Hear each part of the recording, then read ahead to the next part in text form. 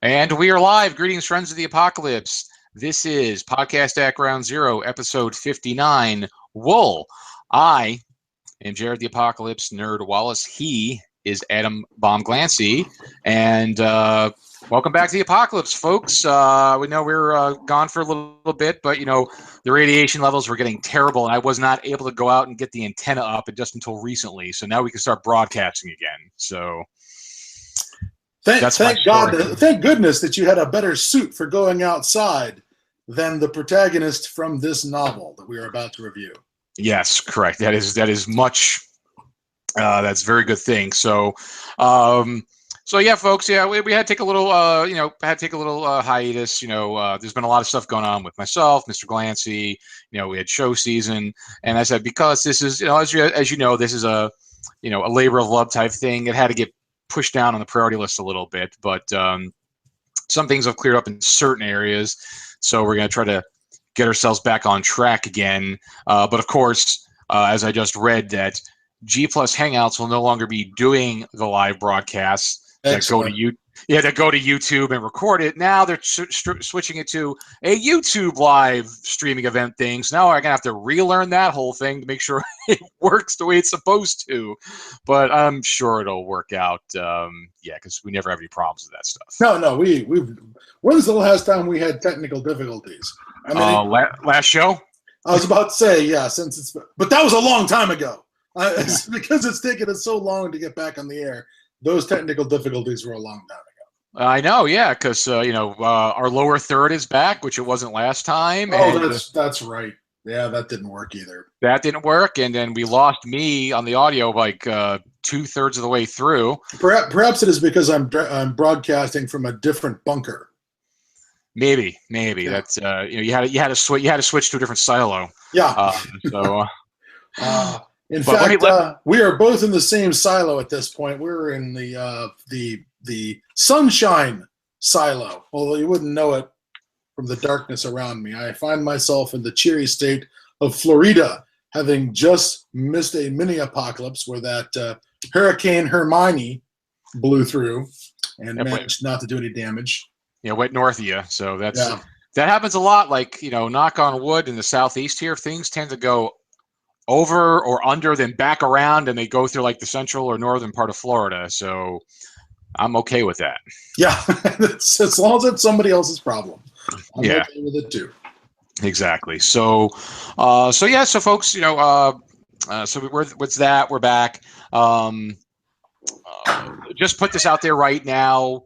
As you know, we're going to review this book. We're going to talk about this book, and we're not going to give you just a basic overview of the book. Wool. How's it called? Will. The book Wool by Hugh Howey. So let me give you it right now. We got spoiler alerts, folks. We're going to talk about this book at length. We're not going to give you every painful detail, but we're going to talk about it a lot. And it may, ruin things for people. So that's why we want to give, again, a spoiler alert. Letting people know that, yes, we're going to talk more than just on a surface level about the book. So I did see quite a few people make some posts. There was a little bit of a buzz. Some people were excited to hear that we're going to be reviewing the book. So people are definitely interested to hear how we feel about it. And, people definitely wanted to see our take on the book. So, but before we get into the book, and a couple of things I want to share. Oh, number one, I did finally see Maggie, just to let you know. Mr. Wallace, please, how did you receive Maggie? I liked it. I enjoyed it. It was good. It's kind of interesting, how that culture developed, because it's kind of like they've stabilized the zombie apocalypse, but it's still there. Definitely it's a lot about, emotional ties, and how people are still definitely in denial in that. Even though they stabilize it, people were definitely in denial about stuff. Yes. And that's what creates more zombies, because people can't deal with it. So people don't get the bodies collected, and then they go around and bite people, and it's the problem perpetuates. Did you think they were doing full-on zombies, or do you think they were doing plague victims who resemble zombies? And for those who don't know, Maggie is a low-budget zombie apocalypse film starring Arnold Schwarzenegger and the girl from Little Miss Sunshine and Zombieland. Yes, I can't remember her name. Well, that's why we have the internet. I will quickly look up what her name is. She was quite good in it. Yeah, she did a good job. I don't think it was a plague victim thing, but I think it was definitely a slower take on the zombie thing. How people, because the change definitely took it took longer. Mm-hmm. It took time for things to set in, and people started dying, and it was a different approach, because people didn't go over right away. They started, getting the hunger. Do you prefer it that way? I prefer a slower zombie bug. Oh, it was the two of their big name stars are Abigail Breslin, who plays the daughter, and Jolie Richardson plays the stepmom, who's freaking out because if the daughter from the previous marriage goes over, it'll endanger her kids. Yeah. So that was a big old plot point. But anyways, yeah. I prefer my zombies to be slower on the walking and slower on the turning, because I don't know, maybe I'm a traditionalist, but I always feel like by speeding the zombies up and then having a zombie apocalypse, I feel like the director or the writer is giving humanity too much credit. That this idea that, I'm going to make the zombie apocalypse believable because people turn in 20 minutes or 5 seconds, like they did in 28 Days Later, and they're going to be super fast, and that'll excuse humanity for fucking up. But I'm like, I don't think the fact that they're slow means we're going to win. I think we can fuck that shit up just fine. Oh, yeah, and I agree. I mean, I prefer the traditional slow, but as I think we've talked about this before, especially because of the remake of in name only of Dawn of the Dead. Mm-hmm.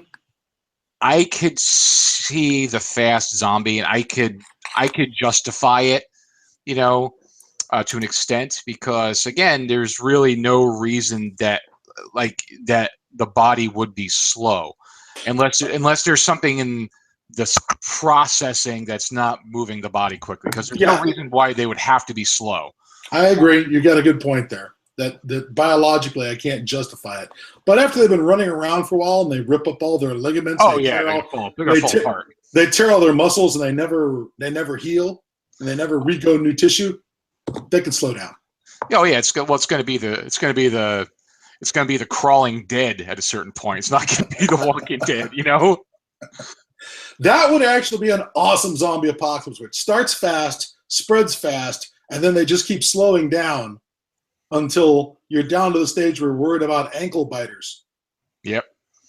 The crawling dead. I think I got something there. I think the crawling dead, that's the one you want to put the trademark and patent on. Right now. Sadly, ankle biters has already been done. I believe it is a midget zombie apocalypse called Ankle Biters. I swear to God, I think I've seen that somewhere in a video store. So it sounds like a porno. It's let's hope it's not midget zombie porno, because I think it probably is. just deal with it. I'm okay with 2 out of 3 of those, but it's I don't believe you can do a hat trick with that. You might. But so you saw Maggie, right? And you're giving Maggie 1.5. I'd definitely give it a thumbs up. Definitely worth your time, I think. Okay. I still have not seen Z for Zachariah. It is available. On Amazon Prime, so I have it bookmarked. So I'll watch. They just took it off of it was on Netflix, and they took it down. So if anyone's out there, take a look at Z for Zachariah. It's a pretty good post-apocalypse, post-nuclear war scenario. It's very low budget, very small number. The cast is like 3 people, and very small, but it's got a lot of things going for it. And it's written by the same guy who wrote the original Mrs. Brisby and the Rats of Nim, which eventually became the Rats of Nim animated movie. So that was sort of a weird connection I ran across when I started looking up who wrote Z for Zachariah. So take a look out there, folks. I think you'll be pretty happy with it. Oh, and I also watched recently, there was a movie that again was on Amazon Prime I saw called Shelter. That's not ringing a bell. I'll read you the description. 5 survivors wait out nuclear winter in a bomb shelter. The group struggles against the clock until it's safe to return to the surface. As weeks turn to months, one room provides to be too small for 5 people. It's about, people, there's like a bomb goes off, they're in the shelter in this building, and it's about the dynamics of the people, interacting for months and months and months and months together in this small space. That's all I'm going to say about this one. It's I kind of like the idea, kind of like the concept, but if you could check it out, go check it out. All right, so you haven't seen it yet, or you have seen it? Oh no, I've seen it. Okay. But right. There's what's a twist? There's some twists and plot twists and things in the movie. Nothing earth-shattering, but let's just leave it that one alone. It is. It's on Amazon Prime right now. It came out in 2015, so if you have Amazon Prime, you can watch it, stream it for free. I don't know if it's on Netflix or Hulu or anything else. Okay, yeah, but it might be. So, and the name is Shelter. Shelter. Yep, 2015. It's only an hour and a half long, so it's not terribly long, but it's worth checking out. Okay. Now, a couple other things I do have to share with, because we haven't talked to the folks. What's the game? Should we talk about the game at all? Oh, we will. I'm bringing that up too. Well, a couple games to bring up. One thing I want to bring up is we know everybody knows that we love 2000 AD, Judge Dredd, Strontium Dog, all that kind of stuff. It's a lot of my post-apocalyptic stuff came from 2000 AD and Judge Dredd, especially the Cursed Earth saga.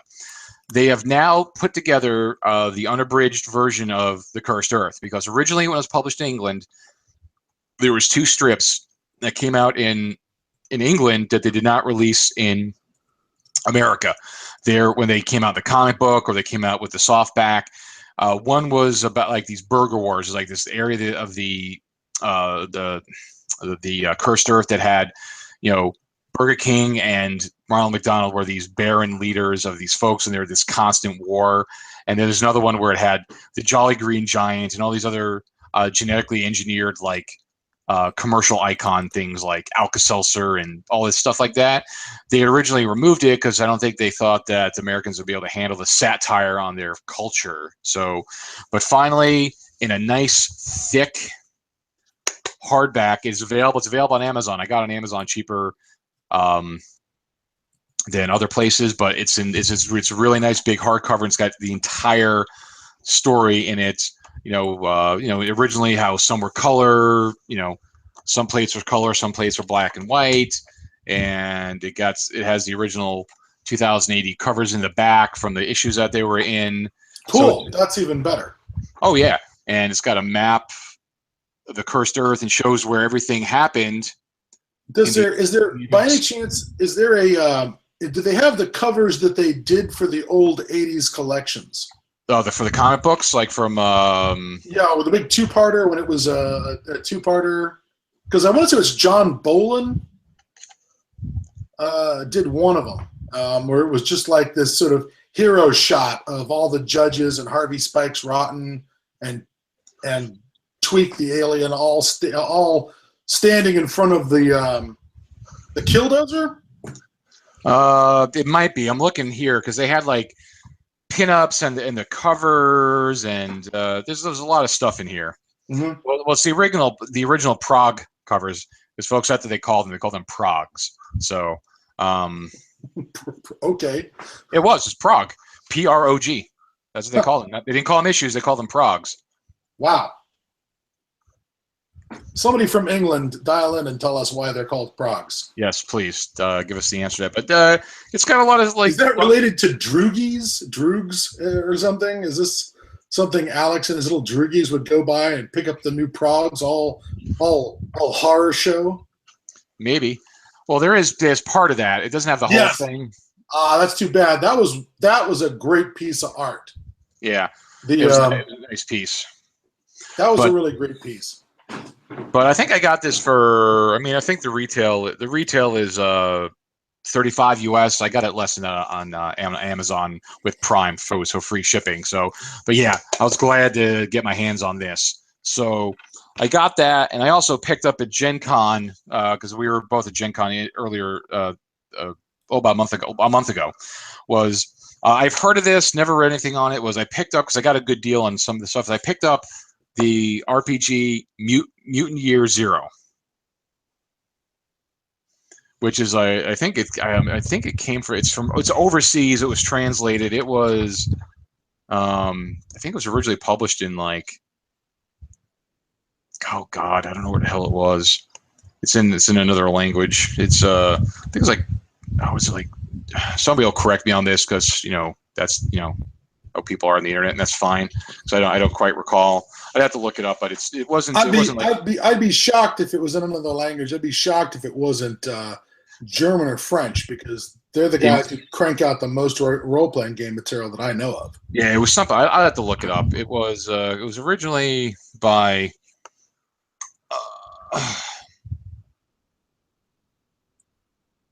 I'm trying to look here, folks. Anyway, but it's so I picked up that all they had left the last day was that a couple of supplements. Didn't have everything, so I missed a couple of things, and they had like these reference cards. Gamma World tried to use that, but it was like they made it like an essential part. These are just like reference cards, which I think is a good way to do. Like just like a stack of cards, like here's all the mutations with quick information, like the old spell cards from Advanced Dungeons and Dragons in the 90s. It's just like, here's all the material, here's all the information about your card, and just a little thing instead of having to dig through all the books. You could just have, okay, here are my mutations. You can just have your little stack. So I got a good deal on it. So I haven't dug through that yet, but I eventually will, and I'll report on it. So we got that. There was a couple of Kickstarters I posted, and one of them was called Fallen Lands or Fallen Land. I'm gonna get it. Is it Fallen Lands? I think it's Fallen Land. Fallen Land singular, because it's just about America. Let me look that up here. I'm pretty sure I backed it, so I'll just go and check my. Yeah. I threw a couple of shekels at him too. It's Fallen Land, a post-apocalyptic board game. Fallen Land, and last time I checked, they were funded. Oh yes, they are funded. It is over. It will also be. They are saying that it will be available retail. So I've talked to John, one of the creators of the game, and we were going to get him on. We couldn't get him on before his Kickstarter was over, but it was successfully funded. And his plan is to get it in retail. So he works generally night shift. He works in a hospital. He's like a tech for MRIs or CTs or something like that. So he has a pretty tight schedule. So I've been trying to coordinate with him. So, but we will wrangle him in eventually, and we're going to bring him on so we can talk about Fallen Lands. Because it's already funded, but we want to help him get the word out. So once it gets and get out there, people will be able to get a hold of it. So we want to help raise awareness for the game for him. So excellent. So that will happen. We were trying to get him on for tonight, but he wound up being busy. But I'm keeping in touch with him. So as soon as I could find some time to coordinate to get him on. So I also need to follow up with Jim Wamplier, because I talked to him at Gen Con. He did the Mutant Crawl Classics, based off the Dungeon Crawl Classics by Goodman Games. It's a throwback, Wahoo post-apocalyptic gaming, kind of like Gamma World, that throwback thing, like how Dungeon Crawl Classics is. So I need to touch base with him. So again, he said give him some time after Gen Con to touch base, because he can kind of get all his ducks in a row after that, because he was pretty busy with Gen Con and the whole Kickstarter. Yep. So we're going to get him on, because that's something that, again, will be available in full retail. So, and it's kind of right up our alley. So we're going to get Jim on to talk about Mutant Crawl Classics, which will be out next year. They did about a year target for production, which a lot of people were fussy about. And it's like, okay, well, would you rather him say 6 months and then it doesn't come out for 6 months in a day and you start screaming that it's not out, So I'm fairly certain that my Kickstarter backers on Horrors of War would have preferred it if I had been a little more realistic and a little less optimistic. on my settings. I have had plenty of complaints, and all I can say is yes, always give yourself more room. Do not be optimistic. Do not blow smoke. Just tell them. In fact, be pessimistic. Yeah. If you have any brains at all, I've learned my lesson the hard way. I absolutely screwed that up. Well, it's the old Scotty philosophy of under promise, over deliver. You know. Yeah. So, but that being said, that's all. I had a couple things I wanted to share that I came across, and then also I wanted to give our friend of the apocalypse, Daniel Puckett, a little shout out here because when we were at Gen Con, we met him outside. We met him and he hung out for a little bit because he didn't go to the show, but he lives in Indianapolis, so we hung out for him for a little bit. Yeah. He's a motorcycle guy, and they did what they guess they've done it for a couple of years now. They do a Mad Max run with motorcycles. And one of the things they did for their run this year was it last year's? No, it was this year's. They did these little beer cozies, and he gave us Scott and I each a beer cozy with the artwork for the Dinky Doo. Dinky D. Dinky D. There you go. Sorry, Dinky D. Meat and veggies. It's a little beer cozy, which usually just has my Diet Coke in it. So, and that's their thing on the back for the Mad Max Run Indianapolis. So we thank Daniel. We want to give him a little shout out here on the show. And yes, Daniel, I do use your cozy on a regular basis because I drink way too much Diet Coke, as my wife will tell you. So I do use it to help keep my diet beverage, well, at least a little cooler than just having it sit out. So let me just say this: I got down here to Florida. I hadn't been here in quite a while, and I hadn't been here in the summer. And I go out to some bars with some friends, and I've got friends who literally brought to a bar a beer cozy, including one that zips all the way up the side of a long neck beer, and he just zips it up so it won't turn into piss warm beer in 2 minutes in the Florida heat. That's Florida. And I'm like, kids, that is Florida. These beer cozies these insulators are absolutely mandatory survival gear. Don't go outside without them, which also kind of loops back into wool. Don't go outside without the proper protective gear. But oh my God, those things, the design is hilarious. And I think I don't know why. How did it take this long for someone to realize they should make Dinky D, can insulators? That's just genius. It was. It's really nice. They did a good job. So again, shout out to Daniel and this. Oh yes, Daniel, I know I still owe you a Friends of the Apocalypse badge ribbon. He emailed me. I said I would get it out to him like 2 weeks ago. Like I always tell everybody, I do eventually get around to everything. So just be patient with me.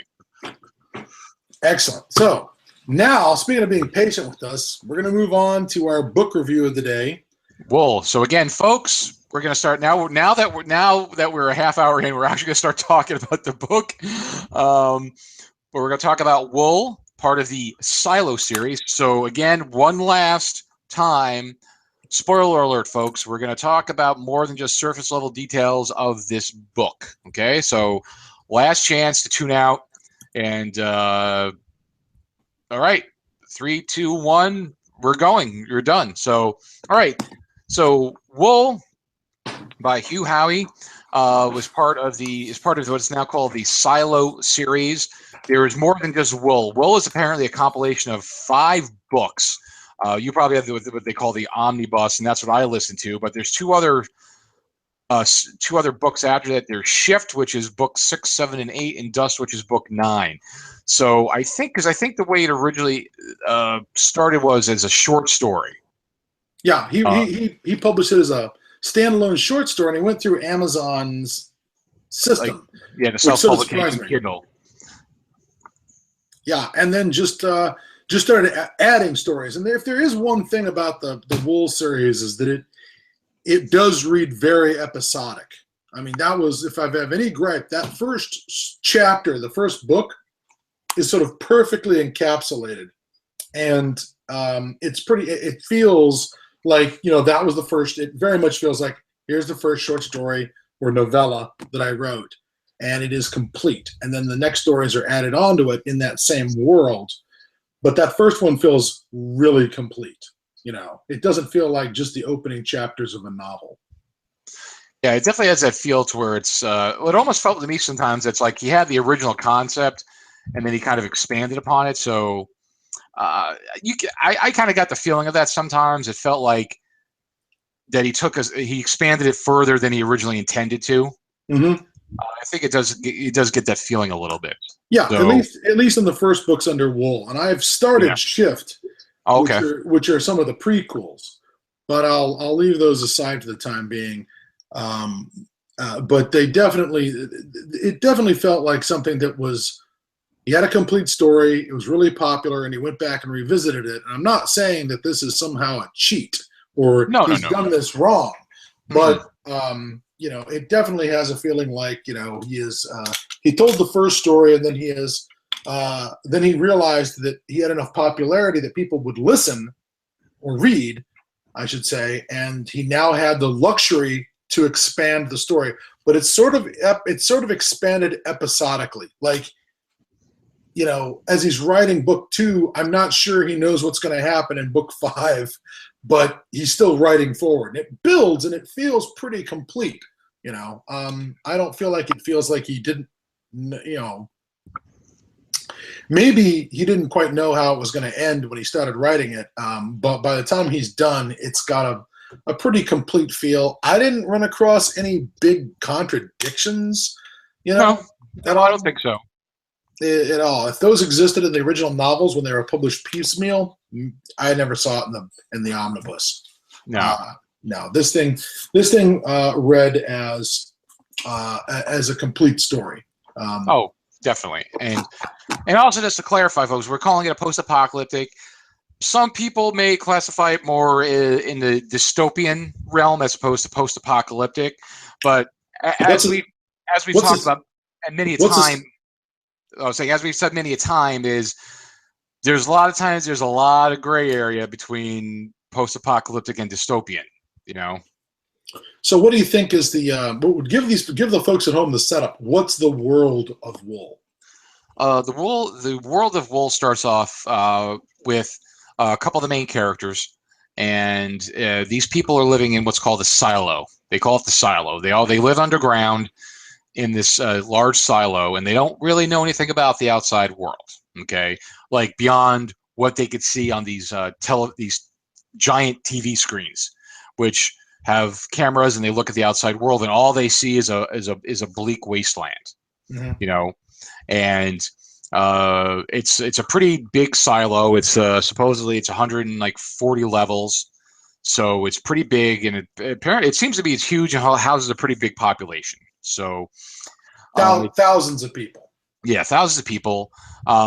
So it's people's life in the silo and how they're dealing with life there. Now, one of the things that is a big event in these books is, and it's called Wool, is because you don't go outside because the world is a toxic wasteland, and that's what everybody's been told, and that's what everybody sees. Okay. Now, the only punishment people have, there's no sitting in jail, really. There's no executions, really. The only punishment for any kind of heinous crimes is cleaning. You go outside for a cleaning. You're given a suit. You're given some wool to scrub and clean the cameras, because over time they start to get the camera lenses start to get clogged up, and people have to go out there to clean them. So the people who are bad people and do bad things get sent out for cleaning. Yeah. And they clean the lenses so people could see this world, because people, even though it's just this vast destroyed wasteland, it's their only connection to the outside world, and if people don't get to see it, you know, people start to flip out because of that. So that's why I'm saying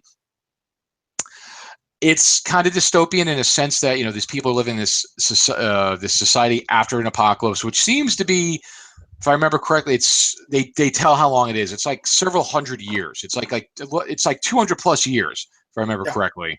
Yeah, we're on grandparents' generation minimum. So people are living in these silos for generations. So it can be say it's dystopian because it's it's a society that was brought about after the apocalypse. Oh, and remember, it's people living in this silo singular. Singular. This Singular. is it. This is it. If they fuck this up, they've killed humanity. This is it. If they screw this up or wreck the place or it breaks down, they've exterminated the human race. And that pressure is on the people in that silo all the time.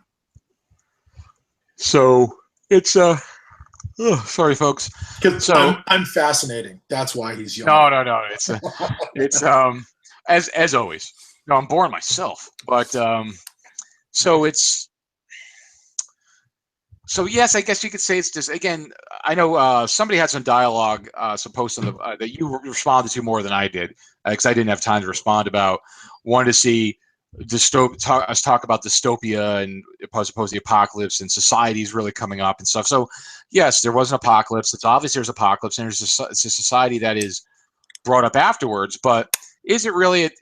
We could get into the whole this topic of dystopia, but we're not going to do that now. It's like, is it really a fully functioning society? Is it something, that's just there to oppress people and everything's, rainbows and kittens outside and it's just trying to oppress people, But that's the thing about the whole dystopian, apocalyptic break. The first half of Boy and His Dog is post-apocalyptic. The second half is escape from dystopia, right? The first half of Logan's Run is dystopia. The second half is you go into the apocalyptic, outside. So trying to draw that bright line I'm no good at it. I'm willing to go ahead and say it's a post-apocalyptic setting inside a dystopian community of survivors. Exactly, because I agree, because it's a gray area, because it's like this society can't exist except there's an apocalypse. It's not a dystopia that could exist except there is an apocalypse. Yeah, it's not like some of those dystopian, I can't even think of it now. There's been a ton of movies out there where it's like where's that one where it's like Gattaca, and there's other ones with like clones and Gattaca is a good example. There's no apocalypse in Gattaca, but it's a dystopia, and there's not necessarily an apocalypse in 1984. There is a world war that has happened, but it's not the same kind of thing. It's not the same kind of thing in The Handmaid's Tale. There's been, societies have taken hits, but it's still the world seems to be functioning on some level, but it's majority dystopic society. But this is not the case. It's like, there's nothing else outside the silo. There's just death. There's not bugs. There's not bacteria. There's not viruses. There's nothing. It is a sterile environment outside of the silo of wool.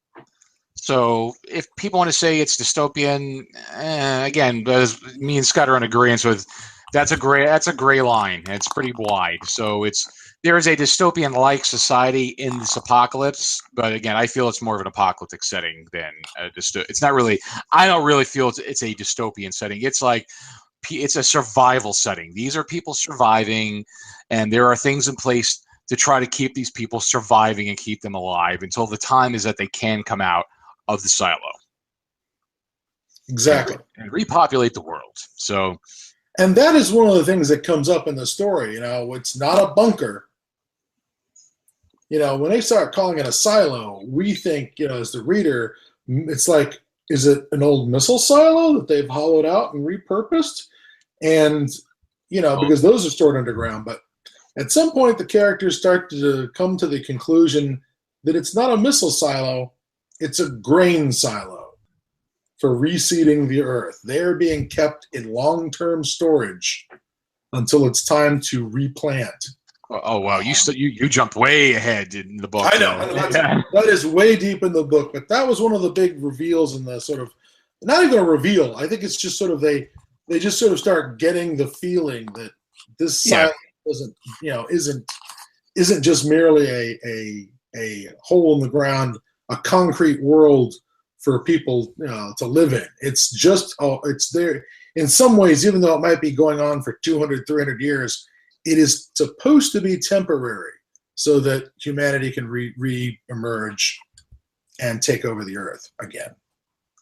Now, in this world, you have it's kind of broken up into like you have the uppers, the mids, and the down deep. Because again, it's 140 levels, so it's pretty tall, the silo, and it seems to spread out pretty far. So it seems to be there's definitely a separation of class, a separation of just the people, because a lot of the people in the down deep, that's where mechanical is, don't really ever go up top, or there's some people like it seems like people that spend their whole lives down in that hole and they never come up. The surface with the cameras are not important to them. The people up top, the cameras are important. They have to see the outside. People in the mids, may travel up there. So there's definitely a distinction of classes. Wasn't there something about like in some areas they would bring people up in groups, like you'd have a scheduled time to come up and see the sky, because at night they could see stars. No, the cameras would show stars. Wasn't there something about people being brought up in small groups to see it and then go back down? Not that I recall. I just remember that somehow in the background, not something that was major to the story, but just like because that area that the cameras were in.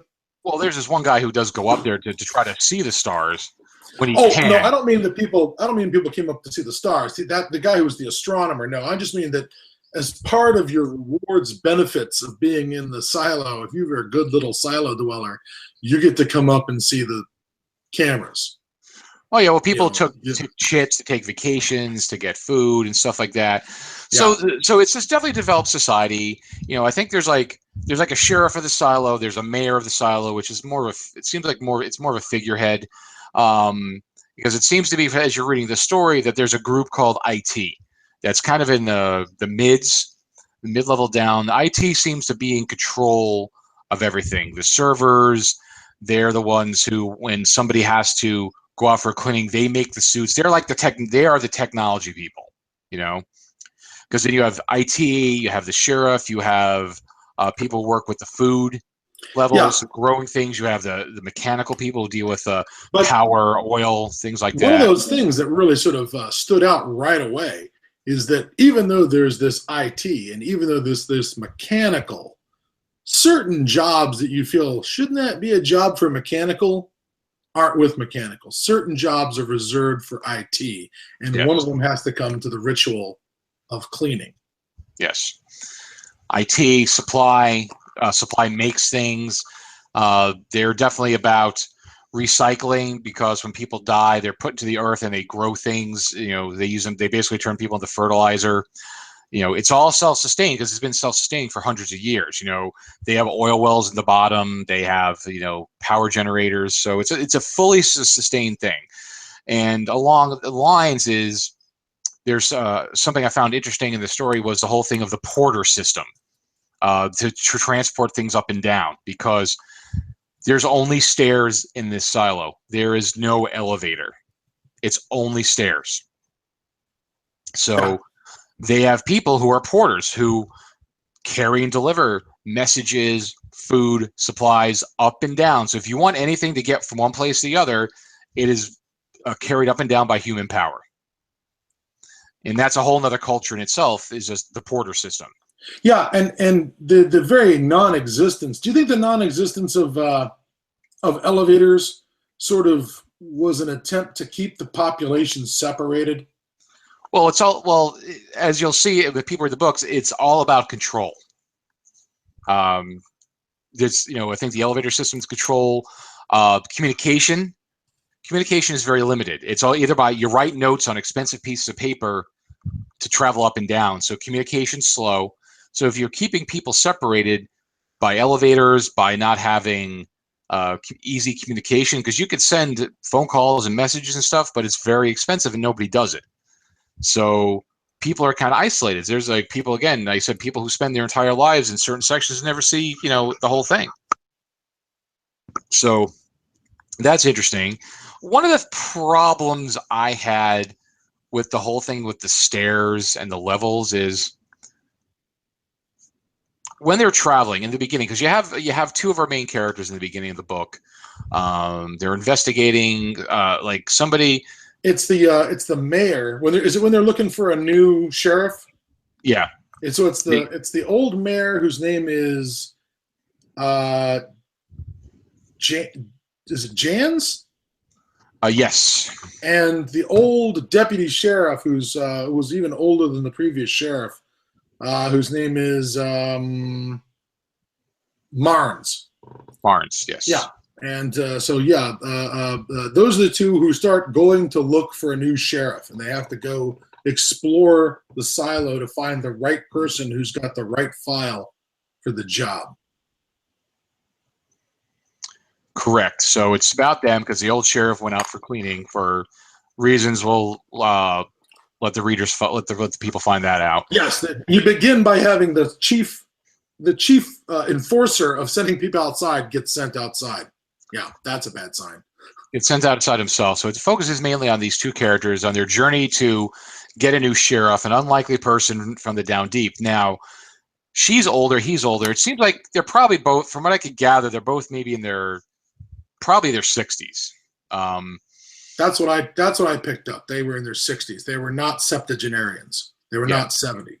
No, but they were probably in their 60s. But it's a hard life, and people don't necessarily go up and down the stairs. But you figured in this world where you have to go up and down stairs to get everywhere, that people, okay, they're not porters going up and down, but you have to go up and down stairs. So you figure your bodies would develop to become used to it. And the way they talked about it, it's like, oh, we only made it down, 10 levels today, and it took 12 hours. The times it takes to travel down these levels seems pretty exaggerated to me. Like, I wasn't buying it, because it's like the silo would have to be like a mile across, and a hole in the center, a mile across, with an angle of the stairs to only be very minor, to basically go down a 10-foot level. They'd have to go around 3 times. It seems like impossibly large to not be able to travel down quickly. Because I know, even though I have bad knees, man, I could get down 4 flights of stairs, probably less than, pretty quick. Okay. I get going up, but the time that he sort of uses to say how long it takes to go from level to level seemed pretty shocking to me. It seemed like a lot. Like they were only going down. They couldn't get all the way down 140 levels in one day. A couple of days. And I'm like, well, and it wasn't really clear if a level was, what's a level? 7 stories? I mean, how big is a level exactly if it takes? So that was a little gray. That was a little. Yeah, that's the only problem I really had. I mean, I could definitely see going upstairs, absolutely, because even when I was in shape, man, going up a lot of stairs sucks, but going down, I don't, like I said, they would have to, I mean, and I don't think it's like miles across. I mean, it's, they talk about how they can look down, see the center, but it's probably pretty wide. It's got to be hundreds of feet across, the center. Mm-hmm. And even if the angle of the steps is fairly shallow, so maybe it takes going around a couple of times just to get a level, because a level is probably going to be, let's even call it 15 feet high, 20 feet high, so still, I mean, it's only going to wrap around so many times. So it seems like it was a bit exaggerated, how high the levels are in the steps. Like I said, it would have to be very far across and very shallow angles to take that long, because that part I didn't buy. Upstairs, absolutely, I get it. Even if they were like regular stairs, 140 levels, yeah, like look at somebody having to go up the top to, how tall is the Empire State Building or something, Not to mention the whole porter class, where their whole point is to haul hundreds of pounds of shit on their backs up the stairs. No, that made perfect sense. But to move on, let's move on from that, because that was the only big, I don't know, technological or sense of scale moment in the story that took me out of what I was reading. Yeah. Other than that, I thought that the silo made sense as an environment. Yes. And I very much believed in that environment. I all the way down all the way down to the lowest levels where there's the water and the oil all over everything, and it worked for me all the way. It was a very believable environment that they dropped us into.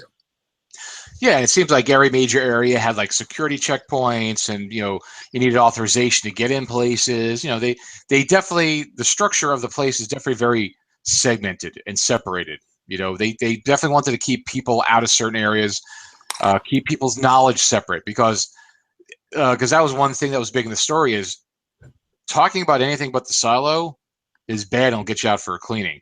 Like, if you talked about the outside at all, that's crazy talk, and we're gonna make you do a cleaning. That's like taboo, forbidden things to say. Yeah. That was one of the creepier bits in it, was the idea that just speculating on the outside was the kind of talk that could get you put outside. They want everyone to be head down, thinking about how they're going to keep the water flowing, how they're going to keep the food growing, how they're going to keep the waste recycling, and other than that, just keep your head down and stay in the baby lottery. Wasn't there like a baby lottery? Yes. You can't have kids unless you've been a good citizen and done your work for the week. Yep, there was definitely a lot of population control, because again, the system can only support so much at a time. So as people died, people were able to have babies to replace. In fact, as they're sending the sheriff outside, they run another baby lottery. Yep. And so it was also interesting too, because they get into a little bit how people were like, they have a lot of books, like children's books and things that are from the before time, and a lot of people are like, oh, that's not, all that stuff's not real. There's not animal. They've gone so far down, like several generations down, to where the stuff in this children's book is just fantastical children's things. Like, there's no clouds and blue skies and elephants and giraffes. Yeah, no trip to the zoo. Yeah, that doesn't exist. That's just fantasy realms of children's books. So the people's idea of what the world is or was, people don't know. Knowledge is limited, for sure. In fact, it is ruthlessly dealt with. That IT, the information technology guys, one of the things that they are clearly all about is making sure people don't know things. Yes, and one thing that does happen is uprisings. They talk about, because they're talking about, they keep on referring to the uprising, like, oh, the last uprising. Well, that was our uprising, like things that happened within a generation. Because every once in a while, apparently, people get all uppity and start to rise up, so they call it an uprising, and it kind of resets everything, because they talk about how, oh, well, from the last uprising, we had the records were wiped of everything. The history of before is all gone because of the uprising, and they destroyed the computers and stuff. And you find out more about that as you read the book of. Yes, perhaps it wasn't the revolutionaries who destroyed the link to the past. Maybe not.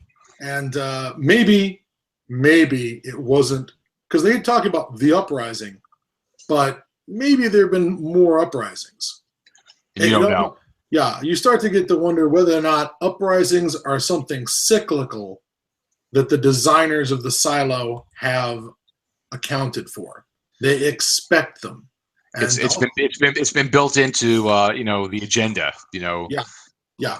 I hate to say it, but the first thing I thought of when I ran across that was that crappy stuff in The Matrix, where the architect of The Matrix is all like, yeah, we totally planned for you humans to have an underground city, and we've blown it up 10 or 12 times so far, and we just keep rebuilding it, and letting you guys think you're having an uprising, and then we wipe it out again. You know what I mean? There was that whole thing about how the resistance to the machines was something that the machines had built into the system. And I don't know why that bothered me as just being, sort of cheap. It was cheap for one thing. And the other thing is the idea that, I don't know, the idea that anyone is flawless, always makes me a little nervous, and especially when it's the idea that artificial intelligence is going to be any any wiser than we are. You know what I mean? I just expect them to be able to be dumber faster because they can make more decisions a second than we can. You know, they'll just be able to do stupider shit quicker, you know, when the time comes. But that always kind of bugged me. But this idea that the possibility of civil unrest was built into the system was very creepy. Yeah, maybe they didn't plan on when it was going to happen, but it was built into the system that it'll happen because apparently they need a cleansing, a purging every once in a while. As things get to building too far, it needs to happen because when you have people questioning, you know, that's bad in the book. You don't want people questioning. You don't want people thinking. That's why they've kept things separated. So, like we said, the beginning of the book talks about, you know, the old sheriff going. They're trying to find a new sheriff, and they go with an unlikely candidate. Like the IT people have a particular groomed candidate. Oh no, this person's going to do it. Blah blah blah blah. And they're like, no. We have another. They had another idea. Somebody they wanted. Somebody who was, you know, a mechanic from the down deep who they wanted to bring up, and they're like, you're crazy. You know, IT wasn't behind it. The person who was going to do it wasn't behind it. But they went along with it, you know, for a time. So. I think things were definitely put into place, like in the story, you know, because this person was a thinker, so that's bad, you know, because she was a good Juliet was her name. She was a good problem solver, so that's what impressed the last sheriff with her, because she wasn't the person who just repaired the system using the instruction manual for how to repair the system. She'd be the one who'd figure out how to repair it using different parts or how to adapt things to it or change it or improve it, which made her dangerous to the IT people. Yes. Because, as we've alluded to, the IT people are kind of the bad guys in this story. So, yeah, right about the time you learn to hate them, you find out that might not be the whole story. Yeah. That is something that this book was very good about setting up, is it set up very clear villains and heroes, and then it fucked it up. Yep.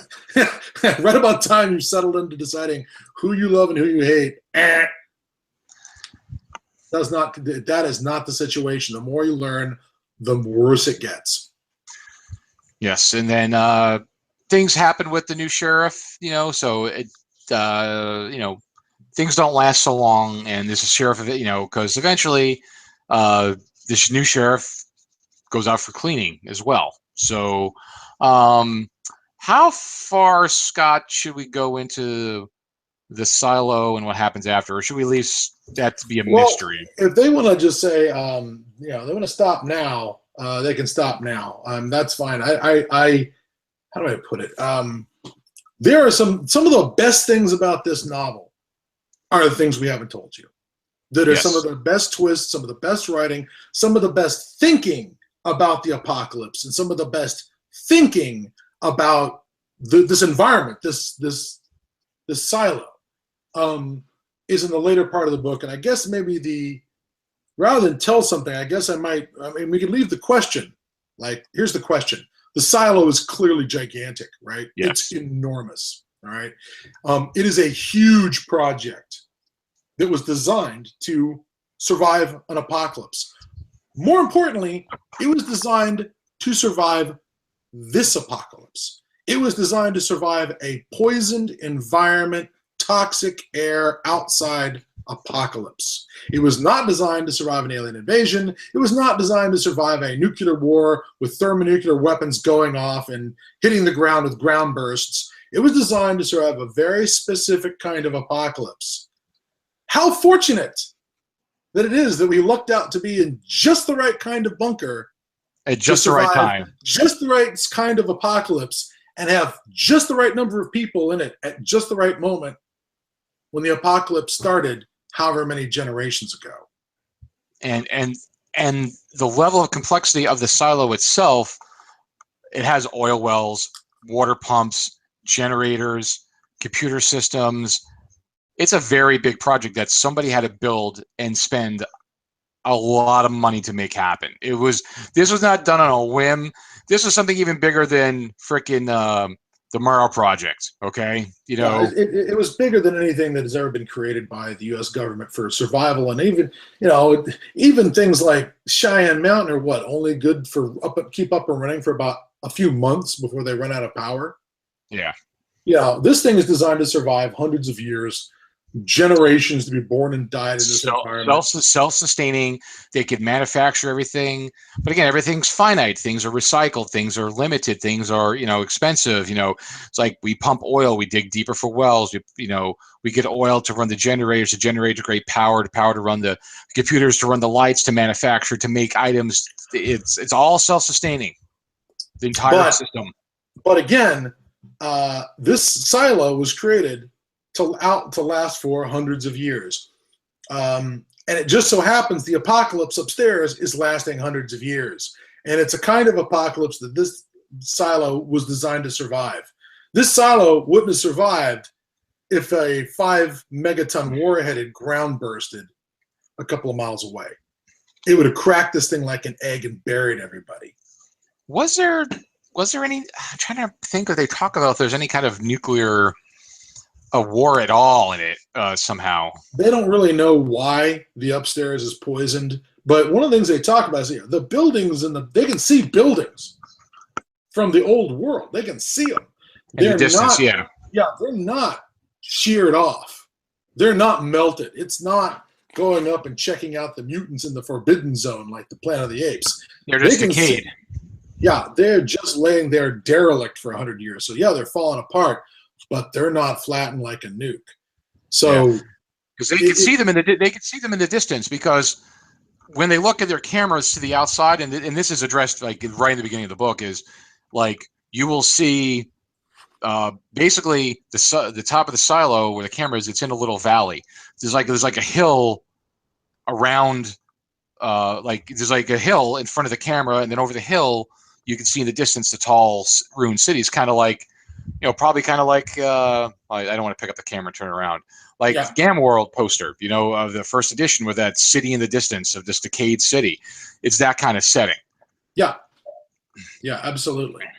And you can actually see, outside the camera, bodies of the previous cleaners that are there, over time as they decay, because the environment is so toxic that the suits only last a certain amount of time, because the environment's so toxic that it just decays and destroys the suits. So eventually their purpose to go out there is to clean.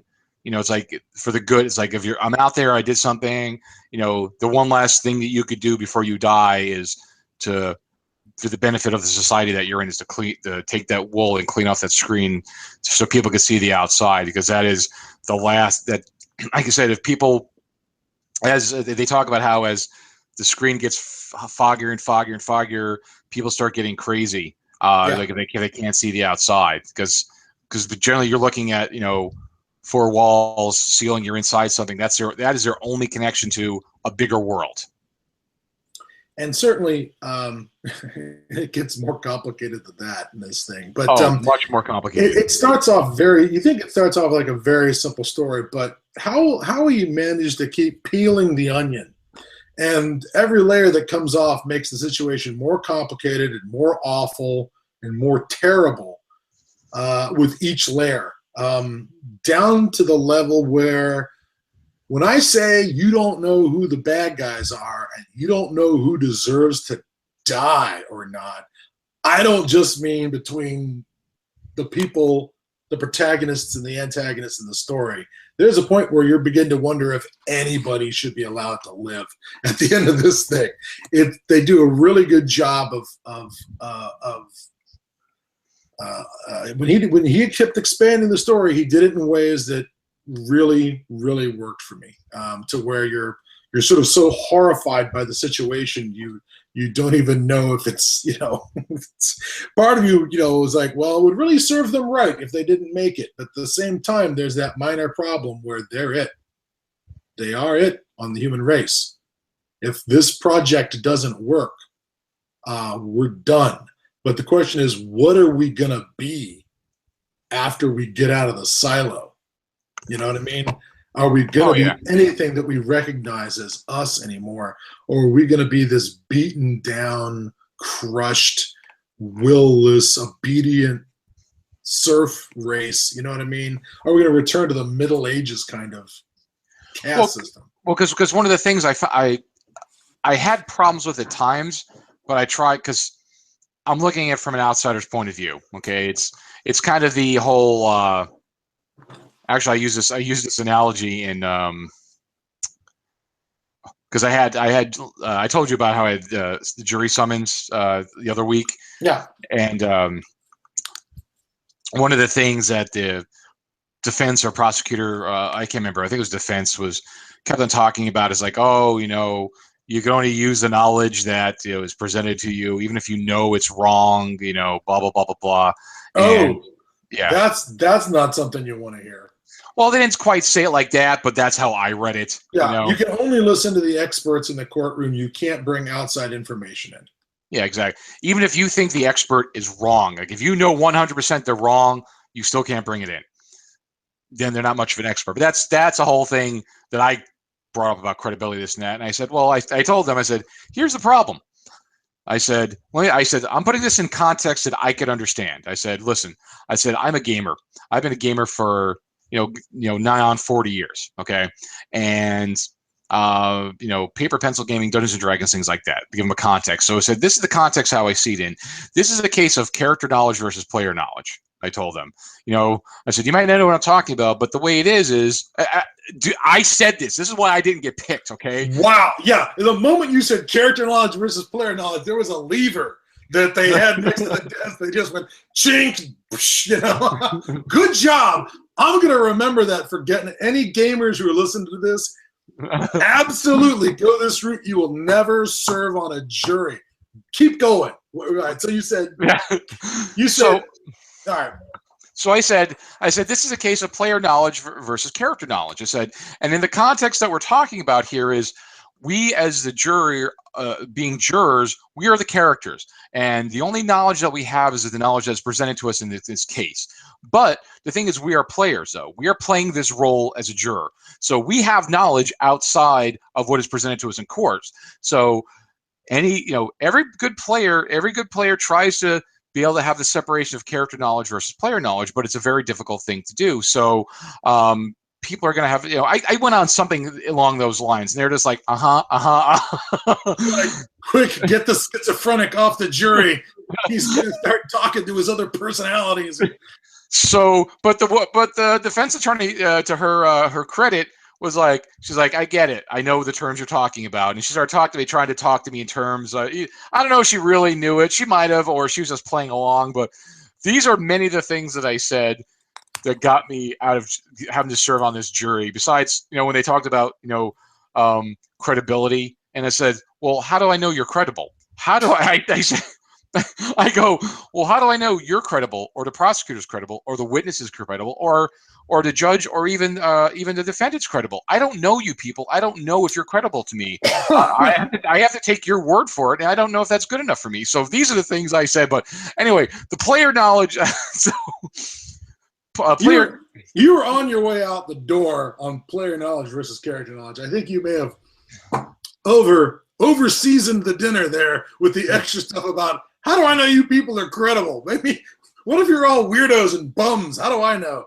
Well, that was it, though. The credibility thing was a different conversation, but this is something else I brought up. But so yes, so our gamers out there, just next time you're on jury duty, talk about player knowledge versus character knowledge in the terms of juror versus not being. That'll get you out every time.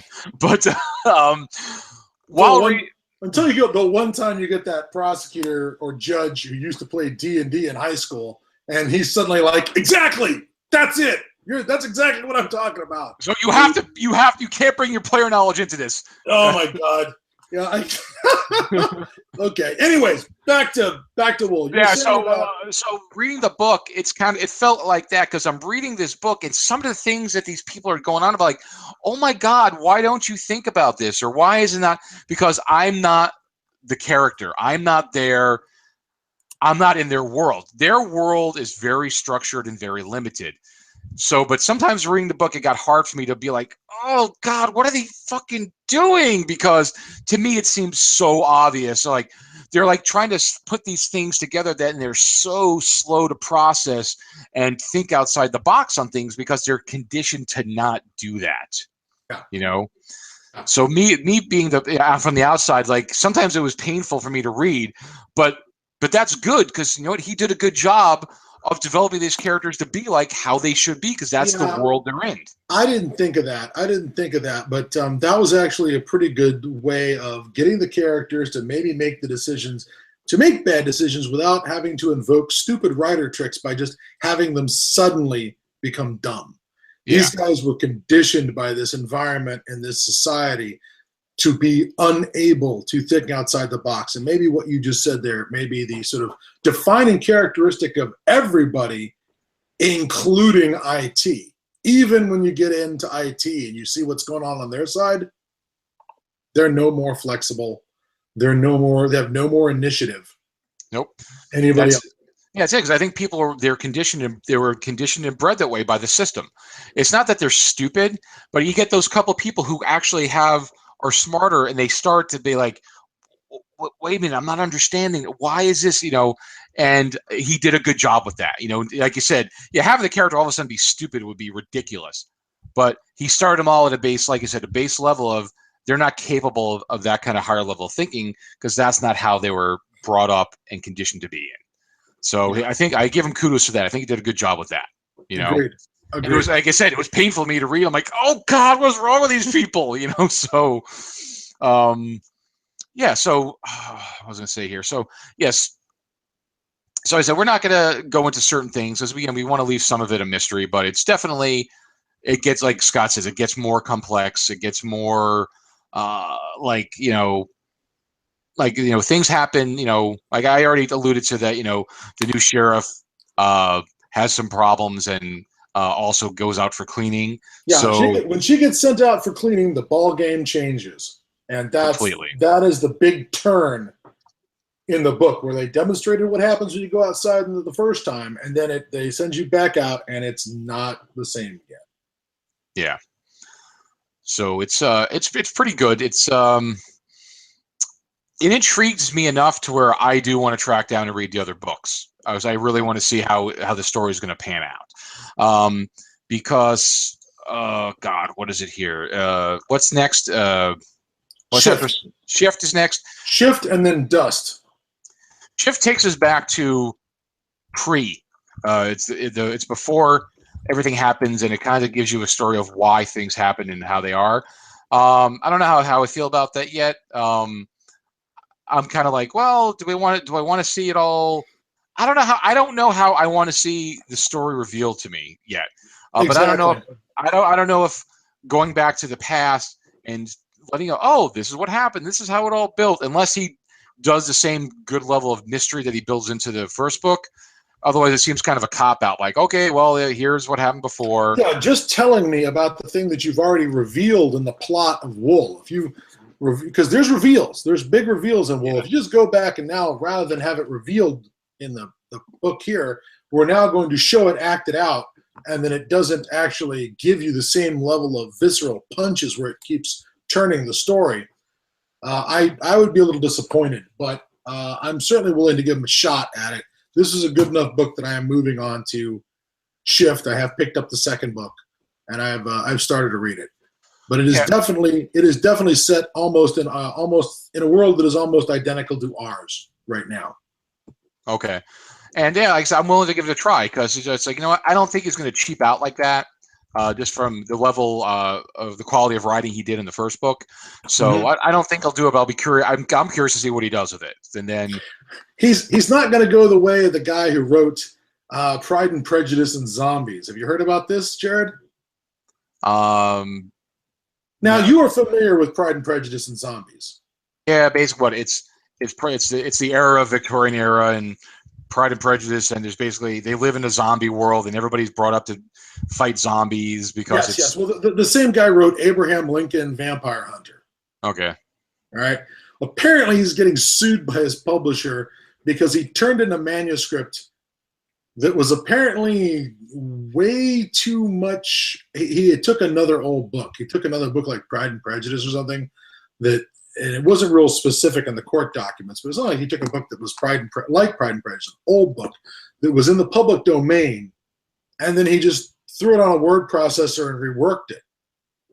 But he left so much of he didn't write his own book. He rewrote a old manuscript that was in the public domain, and the publisher is pissed, and they want the advance back and all that kind of good stuff. So it's not going well for him. That's a news story I saw just a couple of days ago. With any luck, I didn't read it on ClickHole or The Onion, or something like that. Because, I saw it on the internet, Jared. It must be true, so I should repeat it so everyone will think it's true. Well, if it's in the internet, it's true. Yeah. Duh. But I was never a fan of the whole concept behind Pride and Prejudice and zombies, and so if he tripped himself up, I have a little Schadenfreude delight about that, But that's just because I'm jealous at his $100,000 advance check he got for his third novel. So that's just me being full of sour grapes and bitterness over my utter lack of success. Yeah, my big success this year, I've had 3 short stories published. That's about $1,100. Well, it's better than nothing, right? Oh God, yeah. I keep telling myself that. But Shift goes back before, folks, and then Dust kind of comes back to the future to kind of bring together those two things from those 2 books. So I'm definitely willing to give the next book a shot, as well as Scott. So we know a lot of there's several of the people who have followed the show said that how much they really enjoyed the book, and I thought it was a good book. And also, you know what I thought was a good achievement, especially for me, it's a post-apocalyptic book that is somewhat modern. I think some people have complained. Yes. Like, guys, everything you talk about was like written from 1980 back, nothing new. So this is a newer book. I think it was originally, he first began the series, 5 years ago, and then it was published as one cohesive omnibus in 2012. But hey, for me, that's pretty contemporary, Yeah. So it's definitely, I think it's if you haven't read it, folks, it's definitely worth tracking out. It's modern. It's a contemporary post-apocalyptic novel. It's pretty good because, especially with there's just a lot of out there, and a lot of it just looks like just like shit, and I don't care to read it. But this one was particularly in the zombie apocalypse genre. We're swimming and stuff with that. But this book does not. You will not hear about any Russians, and you will not hear about any 45 caliber Deutonics hardballers with Packmeyer grips. That is a negative against it, but so it's not like the stuff that we grew up with at all. But it's good. It's definitely good. I'm gonna give it a chance. So I'll see if I can track that down, because like I told Scott, I've been lately I've been kind of cheating, because I don't necessarily have the time for sit down and read these books, because unfortunately I'm a little bit of a slow reader. So I do audiobooks now a lot. So like I listen to it on the way to work and the way home from work and lunch break and stuff. So actually right now I'm listening to so I have a couple of more post-apocalyptic books lined up, but I needed a break from post-apocalyptic. I need to list something different. So I went with a classic that I have never read, and it's shameful that I've never read this book, because you would think that I would have read this book, but I'm now just finally getting to reading it, decades later, from after seeing it in the bookshelves of the bookstores in the 80s as a child. I'm finally reading Frank Herbert's Dune. Ooh. All right. I'll be interested to hear what your 2016 perspective thinks about a book that I read maybe in the late 70s, something like that. Yeah, I don't know why. I've read a lot of classic science fiction, Asimov and all that stuff, I never read Dune. I don't know why I never did. So I said, you know what? Let me go back to it, because so many people hate David Lynch's film, and I liked it. I liked his film. I thought it was a good film. So I was like, you know what? Let me see why there's such ire about his movie by reading the book, and let me go back. And so far, I'm not really seeing why there's so much hate for the movie, because you know what? It's a movie. it's a novel that's this fucking thick, and you got to translate that into an hour and a half to 2 hours. Things have to be like as usual. Books and movies are two different mediums. Some people argue that who cares, but you know what? It really is. You have to tell things differently. Is it a perfect movie? Is it a perfect adaptation so far? No, but there's so much stuff in the book that he just really couldn't. You can't put into the movie. I still like the movie, but I'm enjoying the book as well. Seeing a lot of different stuff from it. But after I'm done with that, I'm going to move on back onto some apocalyptic stuff. Like I also have lined up War Day, which good. I've read that. We can go through that together. Absolutely, we'll go through War Day. And I owned it back in the 80s, but I tried starting to read it, but for some reason I couldn't get into it at the time. So I'm gonna War Day, and then also The Last Ship. I'm gonna get myself through that. So we're gonna have a couple more book reviews coming up in the future. Guess what? It's not the TV series. Oh, I know that. It's different. I know the TV series about it's a plague and in the bug, whatever it is, bug viruses. I know back then it's like nukes because it was from the 80s. Yeah. So those are some possible popular books I'm going to read, and we'll do some because I know people like the book reviews, and like I said, before, folks, is like, yeah, we've done a lot of broad topics, over the time we've been doing this, and I'm kind of feeling like it's like there's not a whole lot more easily accessible broad topics that come to mind because we've covered a lot of stuff, So now I think we're at a point where we're gonna have to start drilling down and just doing specific stuff like here's a book, here's a movie, here's a TV series, and we're just going to talk about that. Here's another book. Here is one game we're going to talk about. So, or maybe even some of these broad topics we've had, we're going to maybe talk about just one specific aspect of it and delve into it more. So I think in the future, the shows are going to be more, single focus as opposed to broader topics, unless we come up with a good broad topic, We do meander a bit. And this episode we're still closing in on about an hour and a half. So I guess it's time for us to close ourselves down now that we've meandered appropriately. Yeah, we had to catch up, and this typically our shows are hour and a half, So, yeah. But I didn't really want to reveal much more about the book. I think we covered a lot of stuff, and again, if we revealed much more, we didn't spoil it that much, We really didn't. I held back. There's things I really want to tell people, but because it was really original. There's a couple of ideas in here that I'd never seen in this kind of apocalyptic survival species story, before. It certainly, there are certain things that remind me of Orphans of the Sky by Heinlein. Yeah. There's certain aspects that are like that, but it was but with things that made it even worse, and more. And I know what you're talking about, and we can't say anything about it because we gotta keep our mouth shut. So read the book; you won't be sorry.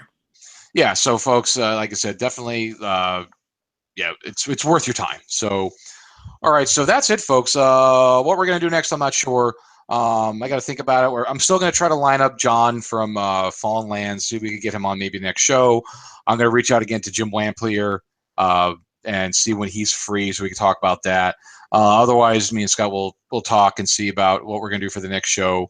Part of that, is going to depend on me going through the process of learning the new system because Google Hangout Plus is changing and it's all going on YouTube to be a YouTube live streaming thing, which I don't know how it works yet. I have to test it out. We got to make sure everything works and records and uploads like we did before. So once I get that figured out, we'll get that going. So we're going to keep you in the dark about what we're going to do next because I'm not quite sure.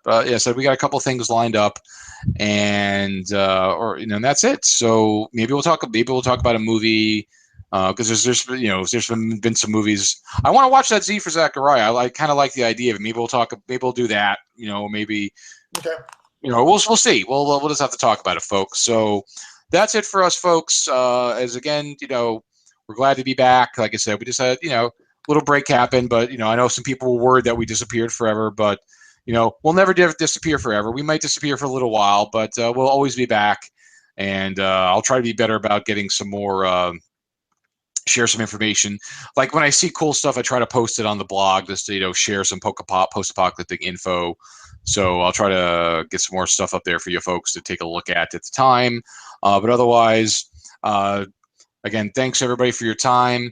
We appreciate it. I am Jared, the Apocalypse Nerd Wallace. He is Adam Bomb Glancy. And we will see you folks in the wasteland. Have a good night.